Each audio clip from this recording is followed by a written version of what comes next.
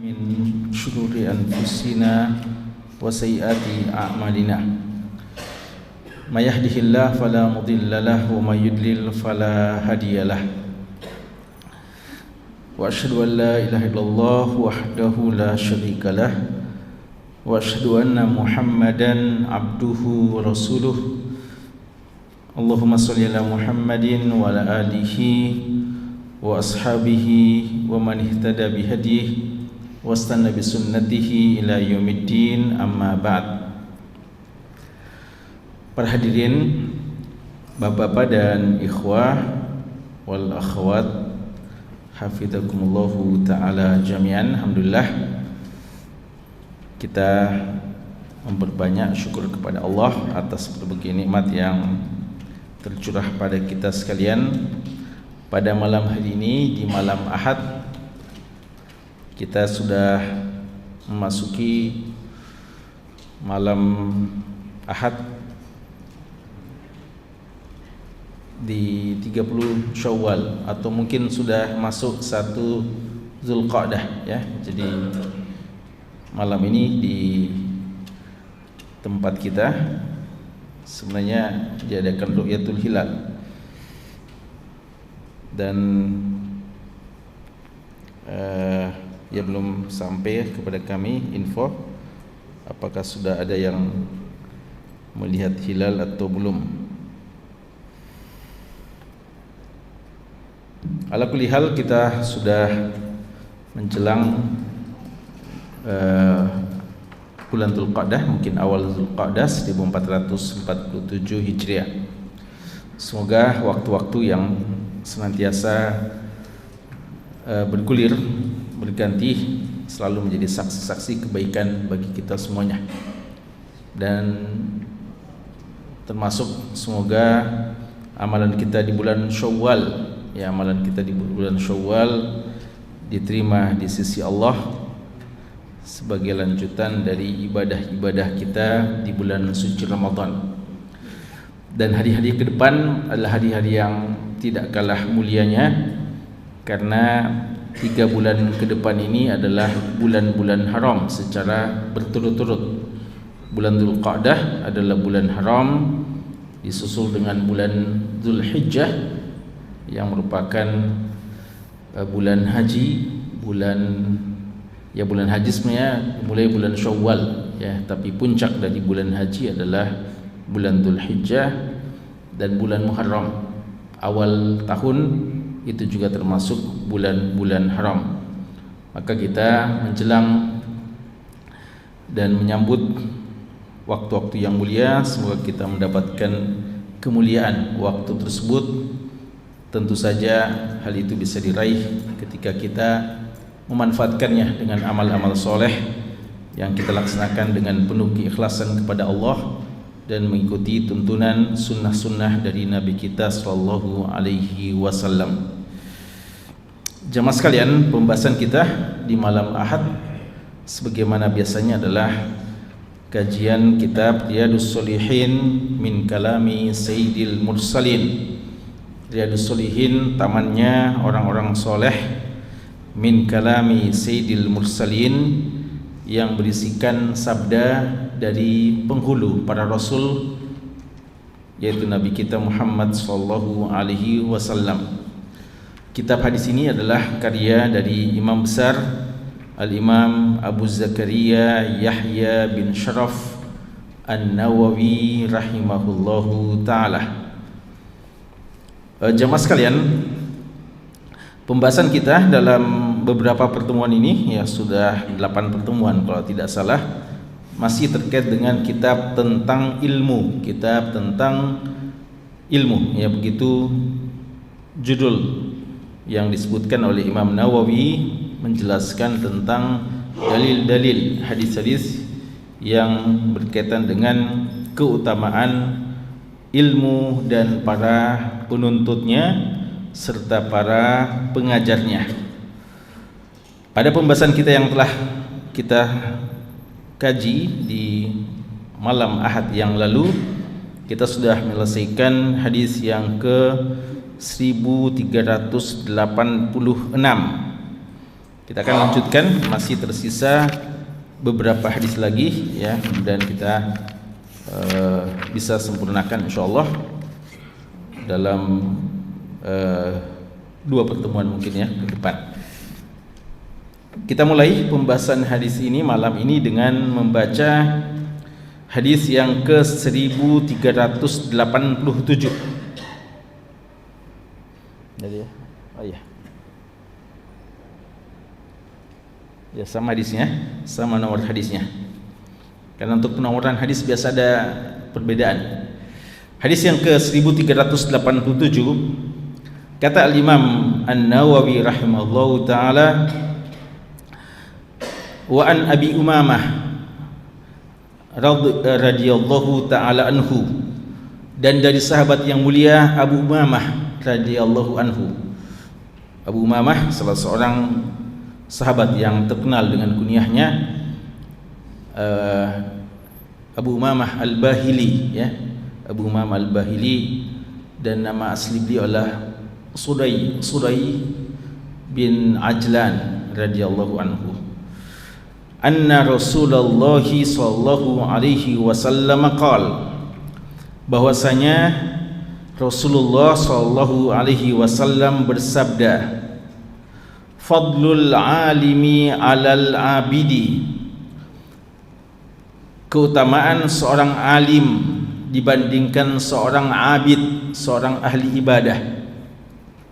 Ka fadli ala adnakum, bagaikan perbandingan antara aku, yaitu Nabi Muhammad sallallahu alaihi wasallam, ala adnakum, dibandingkan orang yang paling rendah di antara kalian. Summa qala Rasulullah sallallahu alaihi wasallam, kemudian Rasulullah sallallahu alaihi wasallam melanjutkan sabdanya, innallaha wa malaikatah, sesungguhnya Allah dan malaikatnya, wa ahlas samawati wal ard, dan para penduduk langit dan para penduduk bumi. Penduduk langit yang 7 ke atas, 7 lapis ke atas, langit yang 7 lapis ke atas, wal ard, dan penduduk bumi, hatta namla fi juhriha, sampai semut yang berada di liang-liangnya, wa hatta al-huta, dan hingga ikan-ikan, la yusalluna ala muallimin nasa al-khair, senantiasa memberikan salawat, mendoakan kepada orang yang mengajarkan kebaikan kepada manusia. Rawahu Tirmizi, hadis ini hadis yang diriwayatkan Imam Tirmizi, dan beliau mengatakan hadisun hasan, hadisnya derajatnya hadis yang hasan.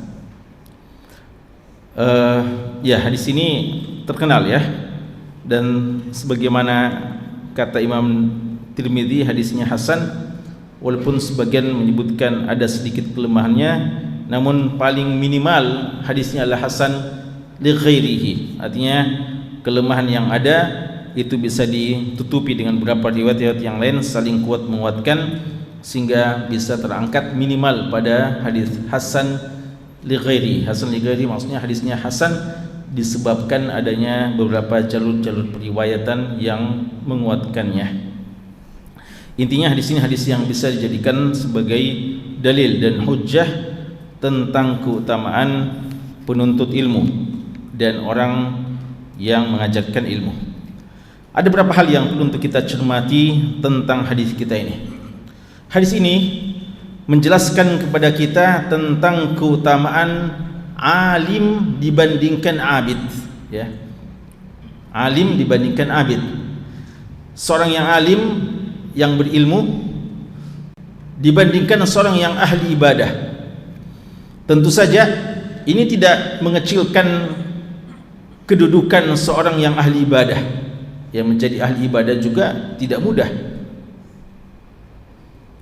Hawa nafsu kita, syahwat kita, kalau kita tidak bisa kendalikan, maka dia menjadikan kita cenderung kepada kemaksiatan dan malas beribadah. Namun ketika ada orang yang Allah Subhanahu wa taala berikan kepadanya cahaya iman yang menyebabkan dia cinta untuk mendekatkan diri kepada Allah dan jauh daripada maksiat, maka itu satu keutamaan dan itu disilahkan sebagai abid, seorang yang ahli ibadah. Namun ahli ibadah ini walaupun mulia, baik, tapi kalau mau dibandingkan dengan alim, maka perbandingannya sangat jauh. Keutamaan alim dibandingkan abid, perbedaannya sangat mencolok. Di sini Nabi kita sallallahu alaihi wasallam menyebutkan perbedaannya adalah bagaikan aku dibandingkan kalian.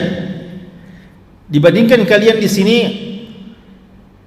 boleh jadi maksudnya dibandingkan kalian sahabat, atau kalian adalah umat Islam.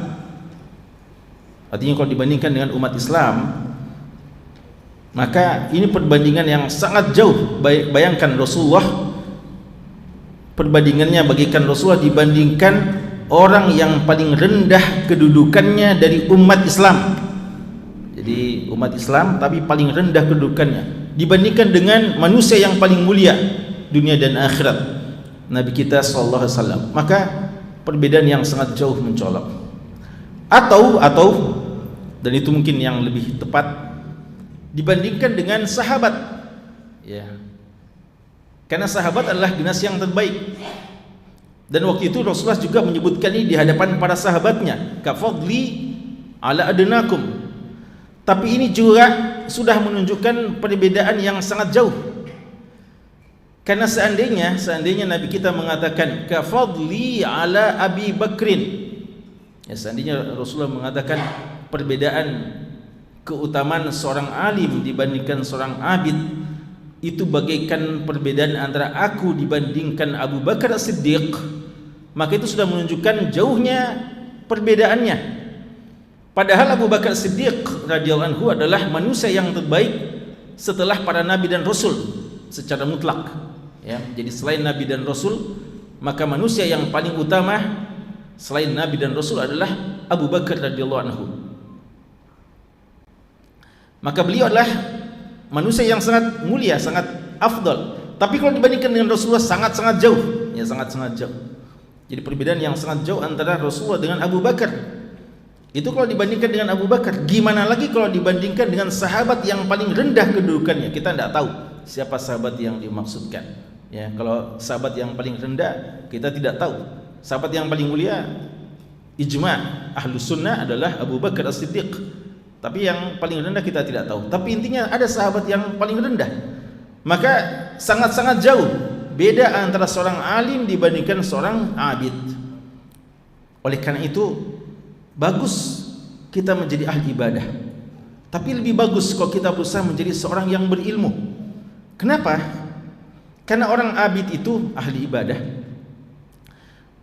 biasanya manfaat yang dia dapatkan hanya untuk kepentingan pribadinya.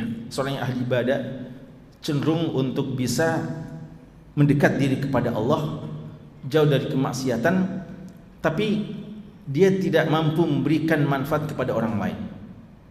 Adapun seorang alim, dia memiliki naf'un lil ghair.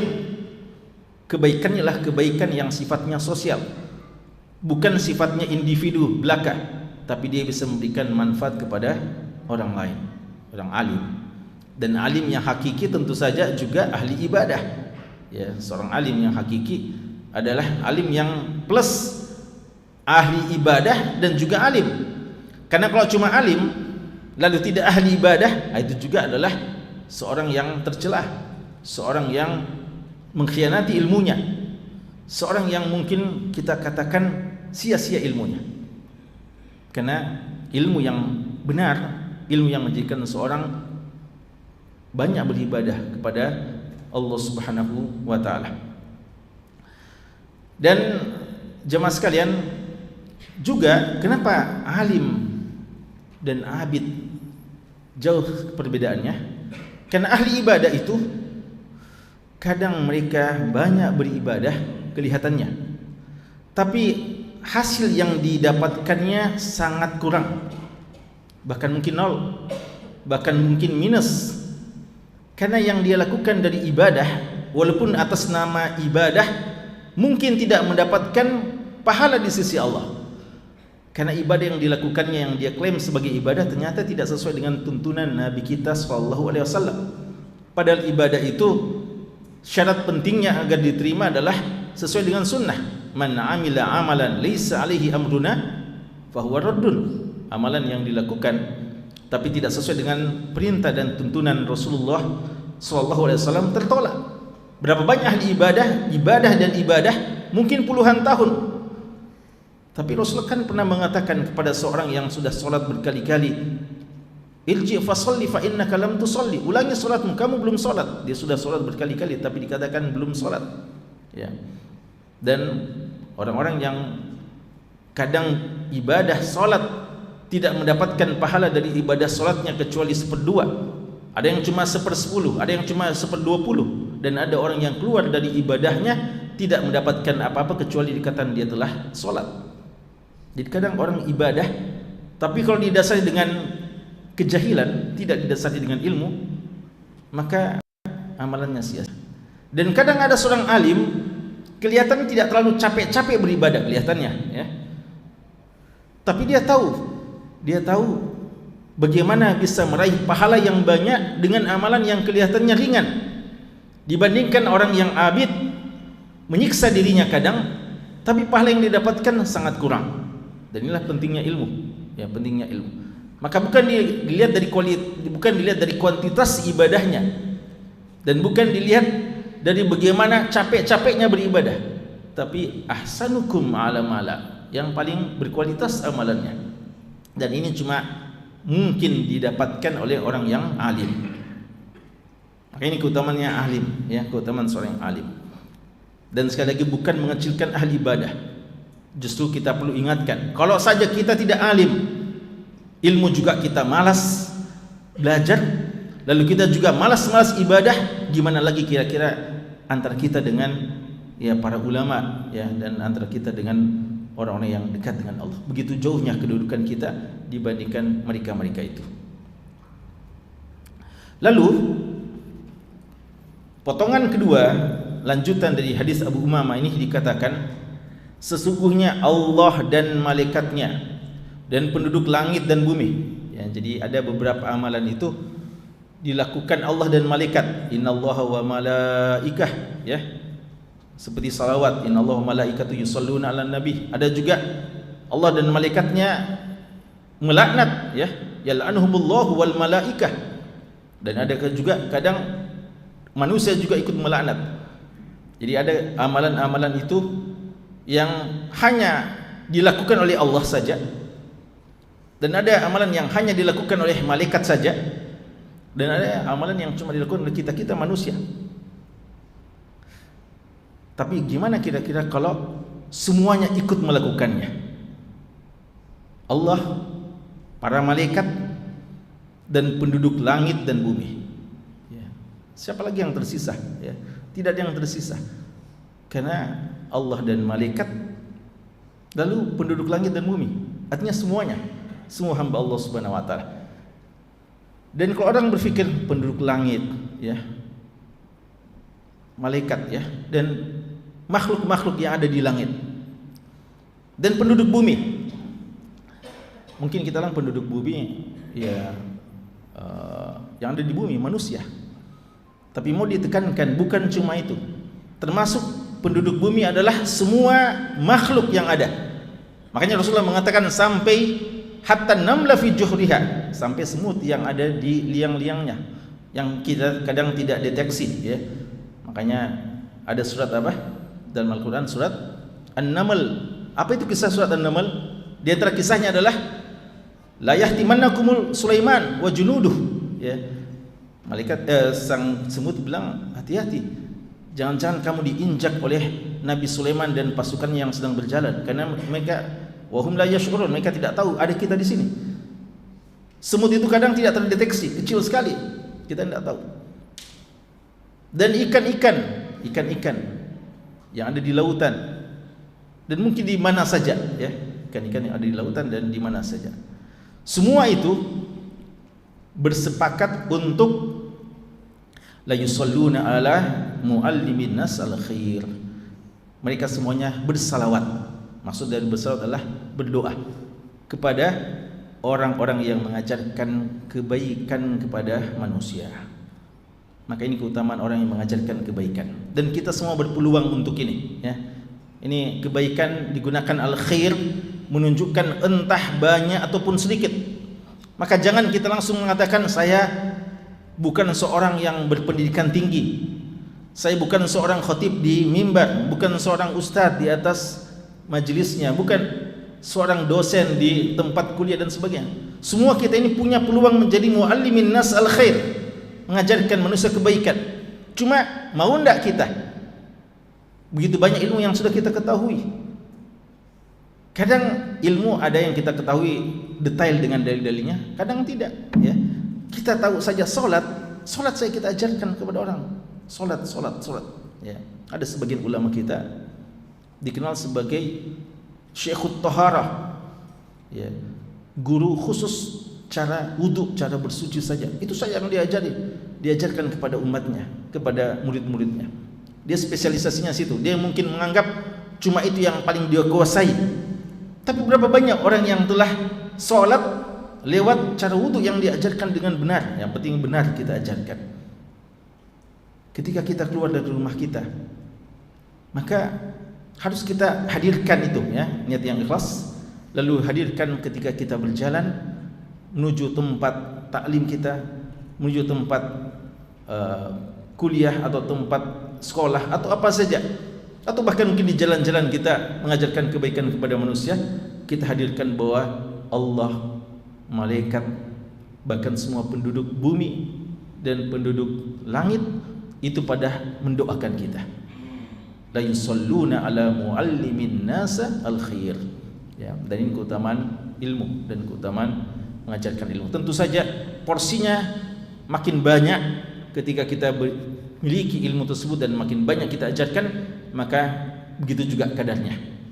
Maka ini tentu saja motivasi yang sangat besar bagi kita untuk mau belajar, ya. Karena untuk bisa mengajarkan ilmu mustahil bisa kita lakukan kecuali kita mulai dengan belajar, ya. Karena ada juga sebagian orang khayalannya untuk menjadi seorang pengajar begitu tinggi, obsesinya. Tapi sayang, cita-cita, impian tidak mau dimulai dengan mau belajar, mau susah-susah dengan belajar.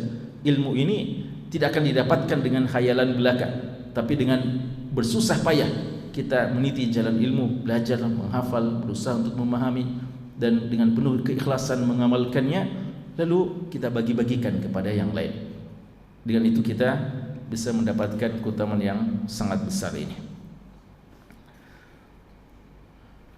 Kemudian jemaah sekalian, hadis berikutnya, hadis yang ke-1388, mirip dengan hadis ini, tapi ada beberapa lafaz tambahannya. Hadis dari Abu Darda radhiyallahu taala anhu. Hadis dari sahabat yang mulia Abu Darda. Abu Darda ini juga seorang sahabat yang sama dengan Abu Umamah, sama dengan Abu Hurairah, dan beberapa sahabat-sahabat yang lain yang lebih dikenal dengan kunyahnya. Adapun nama beliau Uwaimir, ya, nama beliau adalah Uwaimir.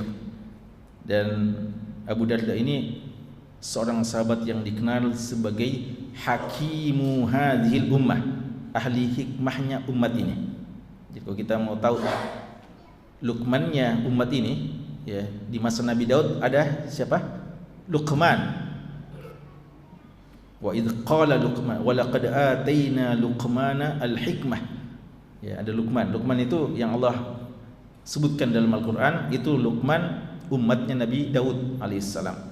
Adapun kalau ahli hikmahnya umat Islam, maka dia adalah Abu Darda radhiyallahu taala anhu.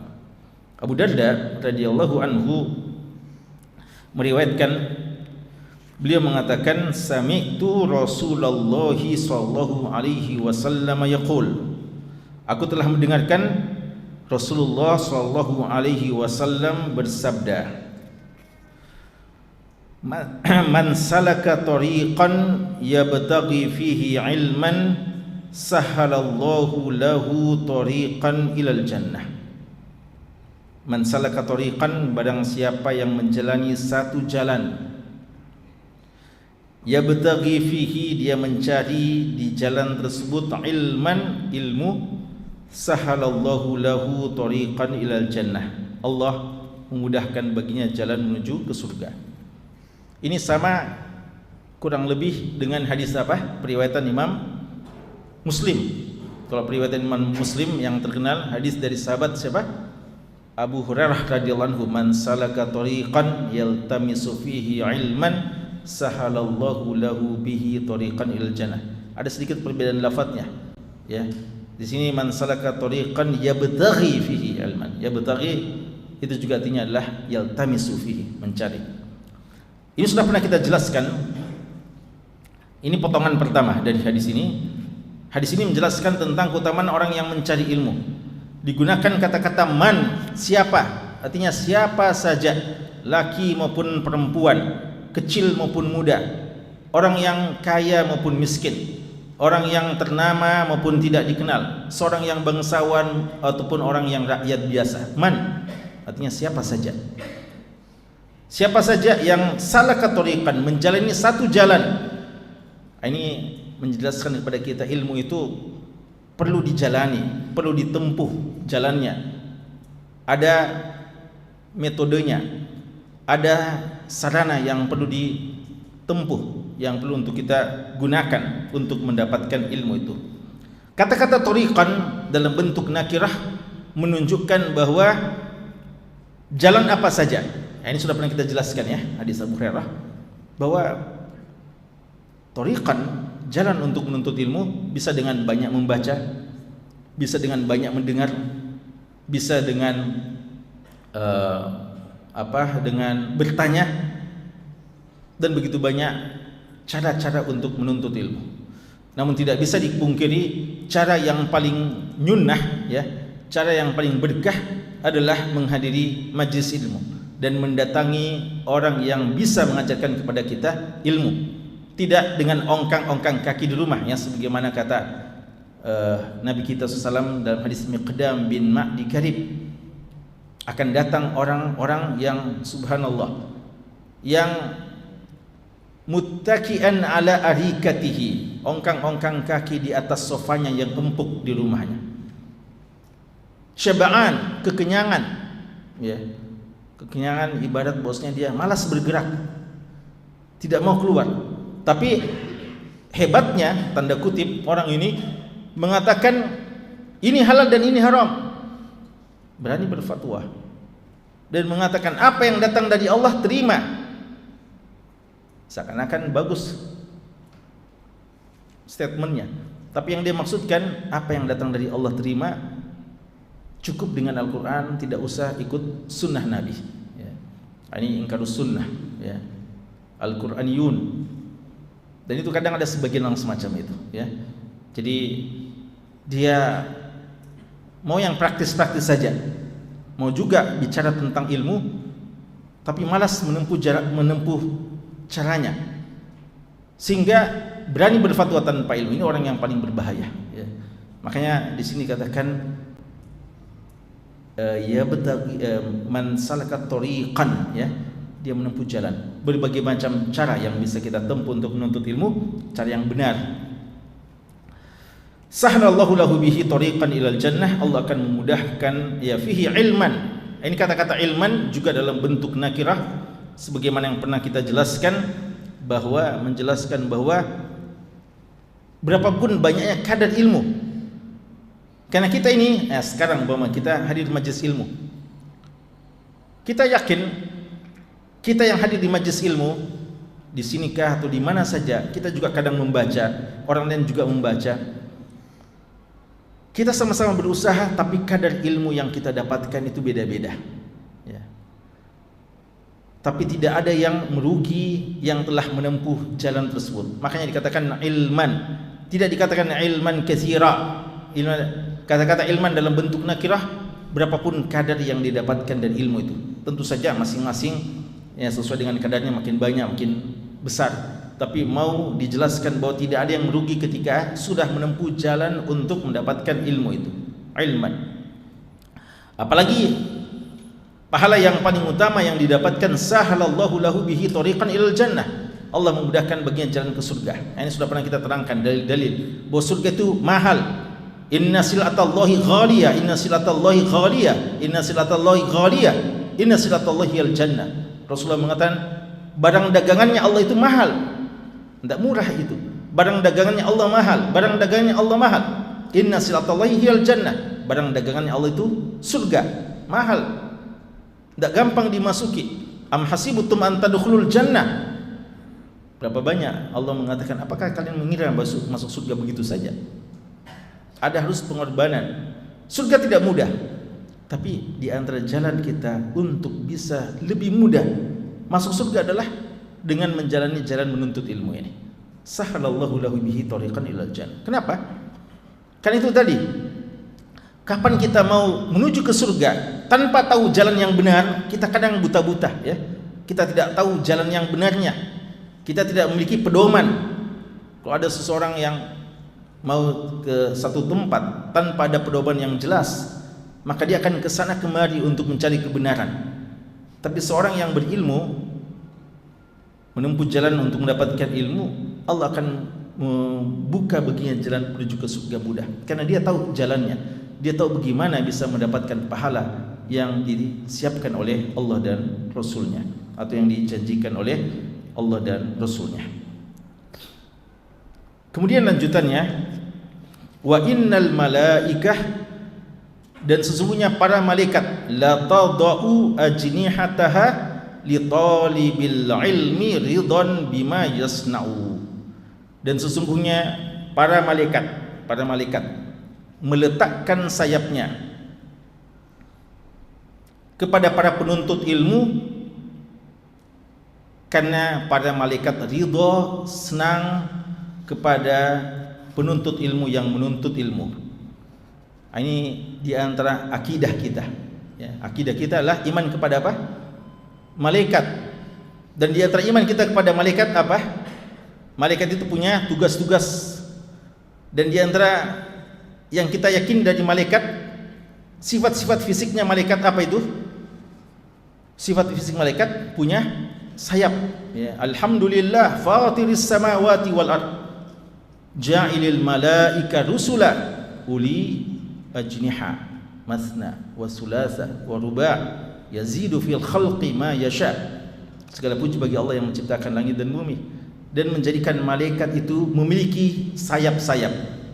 Ada cuma 2 sayapnya, ada cuma 3, ada cuma 4 kata Allah, dan ada yang banyak sayapnya. Ya, sudah pernah kita sebutkan bahwa malaikat Jibril sendiri punya 600 sayap dan disaksikan langsung oleh Nabi kita sallallahu alaihi wasallam. Kita yakin itu. Maka para malaikat ada yang kerjanya, ada tugasnya cuma berkeliling, tawafin sayyahin. Dalam riwayat dikatakan tawafina sayyahin. Kerjanya tawaf, keliling-keliling, ya. Apa yang dikelilingi? Apakah mengelilingi, mau cari-cari teman-temannya yang keliling-keliling dari satu mall ke mall berikutnya, ya, dari satu tempat? Bukan itu, ya. Kita mungkin punya banyak, masya Allah, mishwar istilah, ya, kalau bahasa Arabnya. Artinya kita keliling dari satu tempat ke tempat yang berikutnya. Belum tentu malaikat buntuti kita. Yang malaikat buntuti kita adalah ketika kita dari satu majlis ilmu ke majlis ilmu berikutnya. Itulah tugasnya sebagian malaikat yang mencari majlis-majlis ilmu, tawafina sayyahin. Dan kalau mereka sudah ketemu majlis ilmu, maka mereka pada panggil teman-temannya, halumu, kesini semuanya. Itulah makna, salah satu makna apa? Tadau ajnihataha, mereka meletakkan sayapnya, artinya berhenti untuk terbang. Ya, karena memang terbangnya malaikat itu terbang untuk mencari majlis. Maka kalau sudah dapat majlisnya, dia sudah lihat orang-orang yang menuntut ilmu, mereka letakkan sayapnya, artinya berhenti terbang karena mau bergabung di majlis ilmu tersebut. Mereka bersaf-saf mulai dari majlis ilmu sampai kepada arsy Allah Subhanahu wa taala. Dan sebagian ulama kita mengartikan la tadau ajnihataha, meletakkan sayapnya, maksudnya mereka menghormati dan memuliakan, penuh tawadhu kepada para penuntut ilmu. Jadi mereka menaungi para penuntut ilmu dengan sayap-sayap mereka. Walaupun kita tidak saksikan, tapi kita sangat yakini kebenaran sabda Nabi kita sallallahu alaihi wasallam. Maka bahagia ikhwah sekalian, bahagia ketika kita dinaungi oleh sayap-sayap malaikat, ketika malaikat menghormati kita, memuliakan kita. Apatah lagi malaikat kalau seperti itu tidak hanya sekedar menaungi, nanti setelah selesai majlis akan pulang kepada Allah dan menceritakan secara rinci apa yang disaksikannya di majlis-majlis ilmu. La tadau ajnihata. Ridha. Malaikat senang dengan apa yang kita lakukan, para penuntut ilmu. Karena malaikat itu senang dengan hamba-hamba Allah yang soleh dan sangat jengkel dengan hamba-hamba yang durhaka kepada Allah Subhanahu wa taala. Salah satu hal pemandangan yang paling menyenangkan para malaikat adalah ketika melihat para penuntut ilmu. Lalu kata Nabi kita SAW, lanjutan dari hadis Abu Darda ini, wa innal alim la yastaghfiru lahu man fis samawati wa man fil ard hatta al hitan fil ma. Dan sesungguhnya seorang yang alim itu akan mendapatkan istighfar, pengampunan, doa, dimohon ampunkan kepada Allah dari penduduk langit dan penduduk bumi hingga hitan, ikan-ikan yang ada di airnya. Ini secara umum ya, kan ada ikan ada di lautan, ada di tempat-tempat yang lain ya, bahkan ada ikan yang dipelihara ya. Itu semuanya akan mendoakan. Kalau tadi dikatakan la yusallun, salawat artinya doa. Kalau ini lebih spesifik lagi, apa? Istighfar. Ulama coba mengkaji dan merenungi dan akhirnya menyimpulkan apa korelasi antara orang-orang yang mengajarkan kebaikan dengan mendapatkan doa dan istighfar dari seluruh penduduk, bahkan makhluk hidup. Padahal interaksi kita, ya kalau umpamanya kita mengajarkan kebaikan, lalu orang-orang yang mendapatkan ilmu, sedikit ilmu yang kita ajarkan mendoakan kita, wajar-wajar saja ya. Karena kita ajarkan kebaikan kepada dia, mungkin dia akan berterima kasih atas kebaikan yang kita ajarkan tersebut. Tapi apa hubungannya dengan ikan? Apa hubungannya dengan semut? Bahkan seluruh penduduk langit dan bumi yang mungkin tidak kita pernah saksikan, kita tidak deteksi semuanya. Kata ulama kita, dan ini sekaligus pesan bagi kita, karena seorang pengajar kebaikan, seorang alim mengajarkan kepada murid-muridnya, kepada umat, bukan hanya bagaimana manusia beribadah kepada Allah, bukan hanya bagaimana manusia berbuat baik sesama manusia, tapi kita ajarkan juga kepada murid-murid kita, kepada umat ini, bagaimana kita sayang kepada alam, bagaimana kita rahmat kepada alam, bagaimana kita tidak melakukan perbuatan-perbuatan yang bisa mengganggu ekosistem, kita tidak merugikan siapa-siapa. Kita ajarkan bagaimana sayang kepada sesama makhluk. Jangan sembarang ya melakukan penebangan umpamanya, jangan sembarang membunuh, jangan sembarang menyakiti. Semuanya kita larang untuk disakiti. Kedoliman tidak dibolehkan pada siapa saja. Itu kita ajarkan. Kita bawa misi risalah Nabi kita yang apa? Rahmatan lil alamin.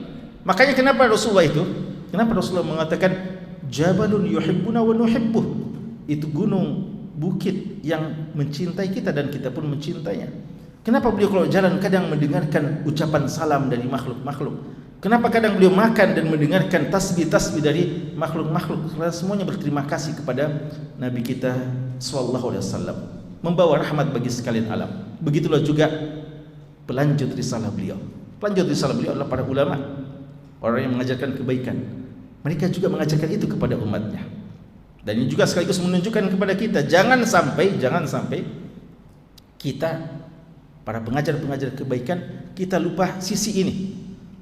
Kita tidak mengajarkan kepada mereka bagaimana ramah lingkungan, kita tidak mengajarkan kepada umat kita bagaimana sayang kepada sesama makhluk.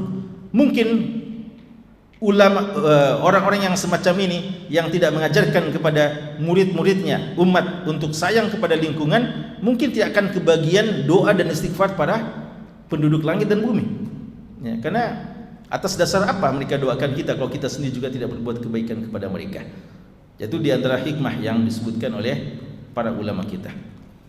Lalu dikatakan fadlul alim alal abid ka fadlil qamar ala sa'iril kawakib. Keutamaan alim dibandingkan ahli ibadah sama tadi, tapi bedanya kali ini dikatakan, kalau tadi bandingannya seperti saya, kata Rasulullah, dibandingkan orang yang paling rendah di antara kalian, ini kali ini perbandingannya bagaikan bulan dibandingkan seluruh bintang-bintang yang ada. Ya. Jadi perbedaannya antara bulan dibandingkan bintang-bintang yang ada. Karena bintang-bintang tidak terlalu menerangi, ya. Kalau bulan menerangi, ya. Lalu sebagian ulama kita mengatakan, kenapa tidak sekalian matahari? Kenapa tidak sekalian matahari? Ya karena matahari kan kadang menyengat, ya, trik. Kadang orang menghindarinya. Adapun bulan ramah, ya, teduh, dan orang damai dengannya. Sebagian ulama kita juga mengatakan karena bulan itu beda dengan matahari yang cahayanya memang darinya, adapun bulan kan cuma pantulan saja. Kenapa? Karena para ulama ilmunya itu hanyalah ilmu yang diambil dari Quran dan Sunnah, bukan dari dirinya sendiri. Cahaya yang dia berikan, yang kita berikan kepada umat ini bukan cahaya yang datang dari kita, tapi cahaya yang kita pantulkan dari Quran dan Sunnah yang datang dari Allah dan Rasulnya. Dan di antara penjelasan ulama kita, karena bulan itu kan beda dengan matahari. Kalau matahari terbit tidak pernah dari kecil lalu menjadi besar, ya. Beda dengan bulan. Bulan itu kan, ya sekarang kalau bulan sabit, hilal masih kecil, ya. Bahkan mungkin kadang ada sudah, tapi kita tidak lihat. Nanti puncaknya di mana? Bulan purnama. Begitulah bulan. Dan begitulah para ulama juga. Tingkat keilmuan mereka berbeda-beda. Ada yang ilmunya sedikit, ada ilmunya yang lebih banyak. Maka cahaya yang mereka berikan kepada umat juga berbeda-beda, bertingkat-tingkat. Sehingga diibaratkan dengan bulan. Sebagian dalil juga mengibaratkan ilmu itu dengan bintang sebenarnya. Jadi sebenarnya perbandingannya kadang juga ilmu itu dibandingkan dengan nujum. Bahkan Rasulullah mengatakan ashabi kan nujum, sahabatku itu bagaikan bintang-bintang. Kalau bintang gimana tafsirannya kalau diibaratkan dengan bintang? Ini kalau tadi memang perbandingan antara alim dan abid bagaikan bulan dan bintang-bintang. Tapi kalau orang yang berilmu diibaratkan dengan bintang, kenapa? Qatadah bin Di'am As-Sadusi rahimahullah, seorang tabi'in mulia, pernah mengatakan bintang itu fungsinya apa? 3. Zinatun lisama, sebagai hiasan di bulan, fis sama, di langit. Kan bagus kalau ada bintang-bintang, ya. Masya Allah. Begitulah para ulama. Mereka lah hiasan di bumi ini, ya. Mereka lah orang-orang yang kita senang teduh ketika melihat mereka, para ulama-ulama kita. Dan bintang juga, kata Qatadah, yuhtada fi dhulumat. Dia kita jadikan petunjuk, kompas, pedoman di jalan yang kita mau tempuh. Maka gitulah para ulama. Kita berada dalam kegelapan kejahilan, mereka yang tunjuk ke kita jalan yang terang sehingga kita bisa jalan yang benar. Dan salah satu tujuan bintang yang ketiga yang Allah sebutkan dalam Al-Quran, kata ada apa? Rujuman lisyayatin. Itu juga bintang itu sebagai alat lempar bagi para setan. Ya. Setan apa? Yang yastariqunas sam'a, setan-setan yang mau curi-curi kabar-kabar langit. Agar nanti kalau sudah dengar kabar-kabar langit, dia ceritakan sama siapa? Dukun-dukun, ya. Para dukun-dukun itu mendengarkan kabar dari para setan-setannya. Tapi setan-setan tidak bisa mendapatkan info yang sempurna karena ada malaikat yang melempari mereka dengan bintang-bintang. Rujuman lisyayatin, kata Allah. Ulama juga bagikan alat lempar bagi para setan-setan, ya, para ahli bidah dan para perusak-perusak agama ini. Mereka mendapatkan tamparan dan lemparan yang keras dari para ulama-ulama kita yang mereka berdiri dengan penuh ketegaran dan tangguh menjaga benteng kaum muslimin dari setiap orang yang mau merubah agama Allah Subhanahu wa taala. Terakhir dikatakan sini, wa innal malaikah warasatul wa innal ulama warasatul anbiya, sesungguhnya para ulama adalah pewaris sah para nabi. Nabi terputus sudah, tidak ada lagi nabi sepeninggal nabi kita sallallahu alaihi wasallam. Yang ada tinggal para ulama. Jadi yang mewarisi nabi dan rasul bukan para raja-raja, tapi para ulama-ulama kita. Wa innal anbiya lam yuwarisu dinara wala dirhama, dan para nabi itu tidak mewariskan kepada umatnya uang emas dan tidak juga mewariskan kepada pada umatnya uang perak, ya. Makanya ketika Fatimah sempat menagih kepada Abu Bakar Siddiq dari tanah Fadak, ya, lalu diingatkan oleh Abu Bakar Siddiq bahwa para nabi dan rasul tidak mewariskan apa-apa kepada umatnya kecuali ilmu, termasuk kepada keluarganya, ya. Wa innama warasul ilma, mereka cuma wariskan kepada umatnya ilmu. Ya, dan ini di antara keutamaan ilmu dibandingkan harta, karena harta adalah yang mewariskan adalah para raja di raja, sedangkan ilmu yang mewariskan adalah para nabi-nabi, ya. Lalu dikatakan faman akhadahu, siapa yang mengambil ilmu, akhada bihauzin wafir, dia telah mengambil bagian yang sangat banyak. Kecil kelihatannya, tapi itu sebenarnya hazun wafir, bagian yang sangat banyak di sisi Allah Subhanahu wa taala. Sekian ini hadis yang menjelaskan tentang keutamaan ilmu. Semoga kita bisa mendapatkan bagian dari warisan Nabi kita SAW. Tentu saja dengan penuh kesungguhan, banyak berdoa kepada Allah masing-masing sesuai dengan tingkat mujahadanya, dan semoga Allah menganugerahkan kepada kita ilmu-ilmu yang bermanfaat. Sallallahu alaihi Muhammad wa alihi wasallam walhamdulillahi rabbil alamin.